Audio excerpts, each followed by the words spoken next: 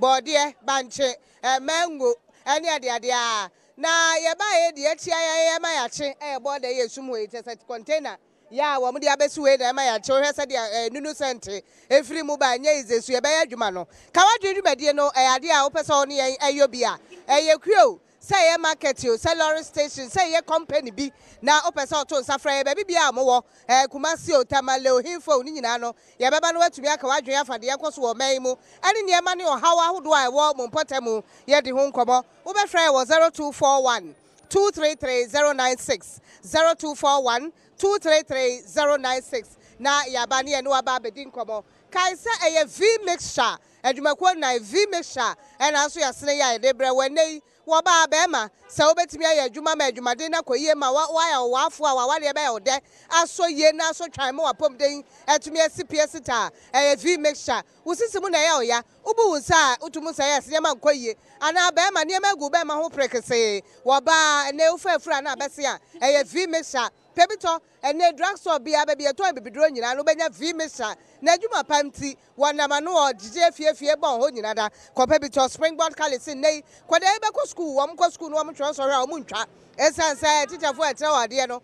nipa no do so to bi adade ni ho ebi so kura hye na amomode ye die teacher fo ya tete wo papa bi ene ye de o magogu eye springboard college ya Medina Ridge Junction Glory Oil filling station e tripe na wo 0249101012 0249101012 na wamo M1 kwadai say ne wo adwumam na pese oto a school so ene degree yi na opabie masters ya na se PhD bia University of Education wom distance education na bekobie bomade akwai wo ye adwuma na usua de e ma ne yie nei ebi kura masters ene so wom de bom hosafo ne anie wa so kwadi bi fato mpaase wa fa anya adwuma kura wo so kura bi kwai na 25 years and above ye ba ma kwai mo atumi anya ntete na so atumi akura degree na watumi ama wo sikasam akoyie 020 7381668 020 7381668 na one wo mo eni nkomo na afei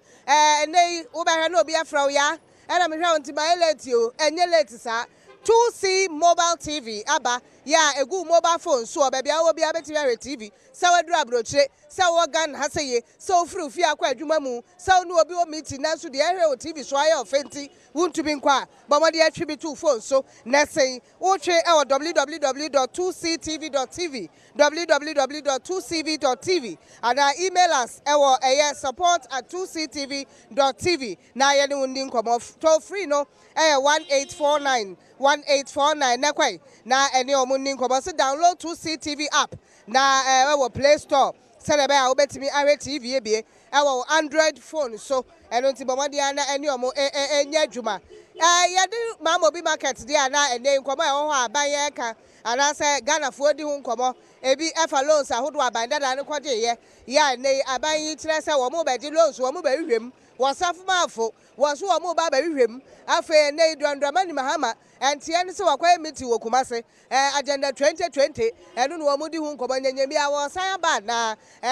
afa ensemo e form yi hu ne yedu mama bi ene be kama mama bi hu nsam na de akoso wo man mu no kwan dem no person mo ka bia no problem His Excellency akasa free SHS so ebeba so September emom technical no de ni be hwe ho yie wo be ka no so bia no problem ye frase every ma me ho ma me ye frase ye fra me diwa yo edewa ma mo bi dwom ha ya na wo wa ha mfie be say oh mo ha be 20 years yo wo ha be na wo ma mo bi dwom Mama obi dwom ya ha ani kokroko yo si ya mensa ekire ne su ai mighty power Kufu Ado ha na odidi o mabusua nyina ha na omdi president bi o bi ana yire ha na to ade mama yire ha na odidwa o mu nyina o mu nim ye madam fo ne wo mo eso mama obi dwom ha no mo sa president fo nyina omdidi aso ball emu na omdidi because ball na si ano we ayowu na obi a be ato aduane de efisi wa emwa ye nyina nti o mo hwe ma ye no mu yin free a no ane ye ha be de me ha kase anyway na le yakoso o men mu so person ka bia de yakoso de ye be ne de se ye nya asesem awie ye hwe ne nyankopon no abaye guso bompa ye se ne ma papa be koso na chese bibia ye kama ma ye ye be de na se papa ene bre mu edwamu a mango na se wei o ro ho ana wudi na border sum ho se ye se ne ye wo ha papa e wo men mu wo fa fro se ye fa mi Benjamin Mate Fletcher yo But Bola container ewa and eboye papa o mama bi a boiler container bia ni ma mo bia bia we ko na boiler container wa it is omo fa boiler container wa e be high 90 yen to be nya baby from fence just a dwoma adwoma dey say o afitititi o afiti boiler container wa enye ne o boiler container wa enye dabi esi o be di dwa no we didi sa nya hwe e wo say omu hwe so no o say omu hwe so no omu ye clean eye ma no o mbefa se che a se boiler container ni che wa ene di problem baba se boiler container nu an che wa na se omu ye clean ye ni a obia me da say wa kire wa dwene ma me usu beka bi kire wa dwene e frozen mama mama obi market na sa boiler chance efi amatekwe abreso ena ba ejiri Branson abreso ya kwa yenye obi obeboa ye me yi boiler amanfo ba betwa ho pictures na ye de ko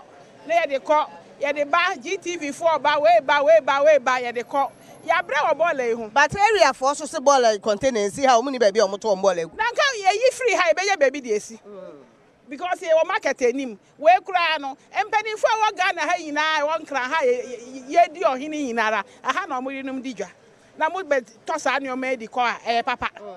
enti de hu hia sa boiler be si ha. But even the way I can main street, a whole high street like this. Maybe a penny movie for the crew, my ban in the car. Mobile pay no. Now ball some qua. May say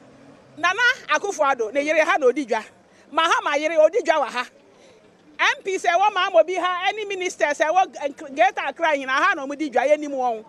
mo cars. Enti no omo be you o membe you ye yina problem no mo di bi ko mu fie. Nti so mo pasum due na mo pe say bibia ye fine de omo yin free ha na ye hu ntoye na ye so ye nton ade na omo so medi dwa papa nkofie because wa anya sa bola na odi kofie because jam ewuram asama da ho no no kra wo kire say bola de ha dwene